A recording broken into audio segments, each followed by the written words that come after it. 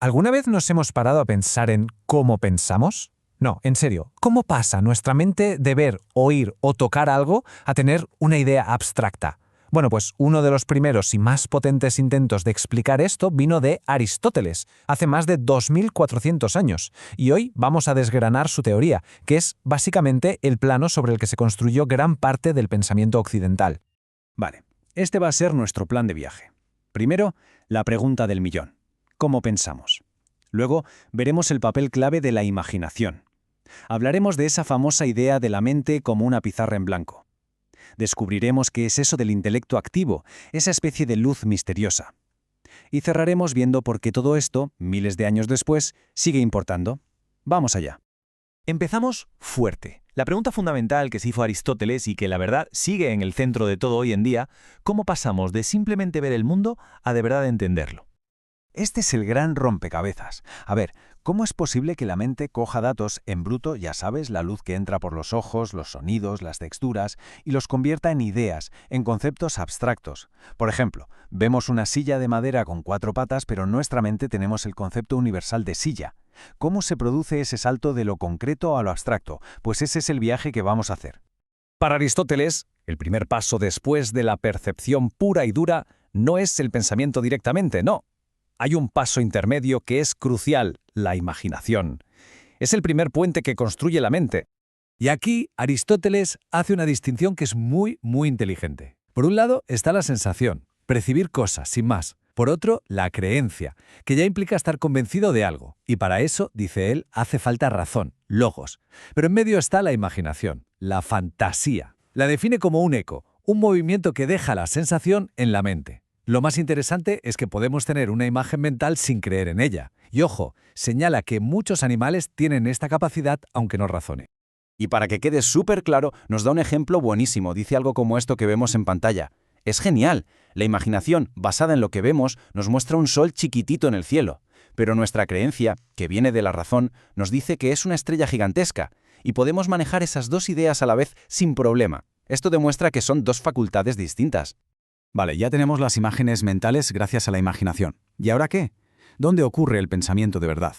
Pues aquí entra en juego el intelecto, que para Aristóteles no es una cosa, sino puro potencial. Y esto es fundamental para entenderlo. Para que el intelecto pueda pensarlo todo, no puede ser nada en concreto.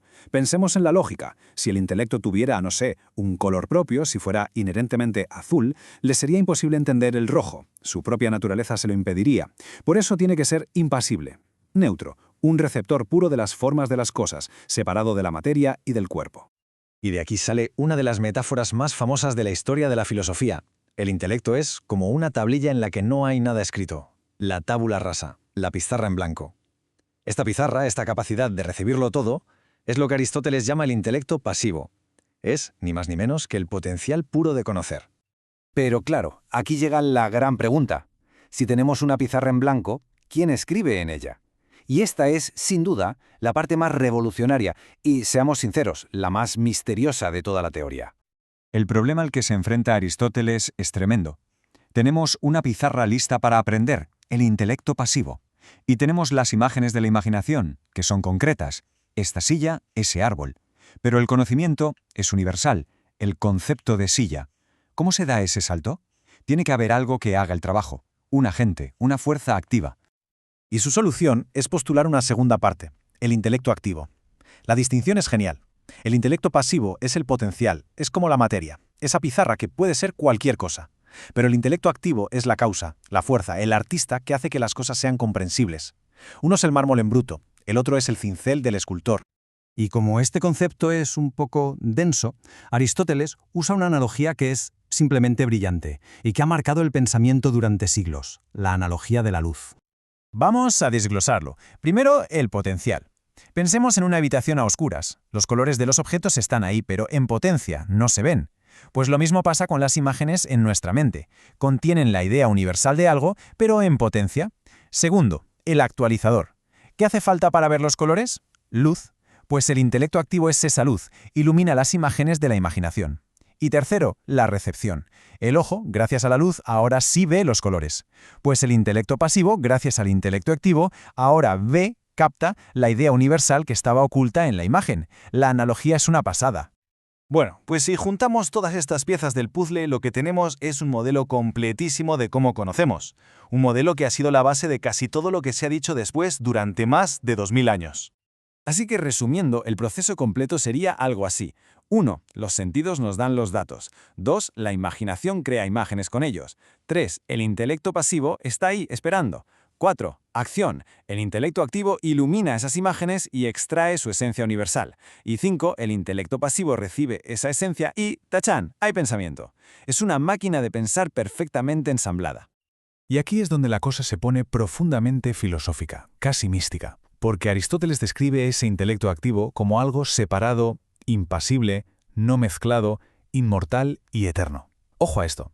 Está sugiriendo que esa chispa que nos permite entender la parte más alta de nuestra mente no es personal, no muere con el cuerpo. Es algo universal, eterno. Esta idea, como es de imaginar, ha generado ríos de tinta y debates que duran hasta hoy. Y terminamos con esta afirmación del propio Aristóteles, que nos lanza una pregunta directa al siglo XXI. Él decía que el alma no entiende nunca sin imagen. ¿Sigue siendo cierto? Pensemos en ello. ¿Todo nuestro pensamiento, por abstracto que sea, depende siempre de una experiencia sensorial en su origen? ¿Podría una inteligencia artificial pensar de verdad sin un cuerpo, sin sensaciones?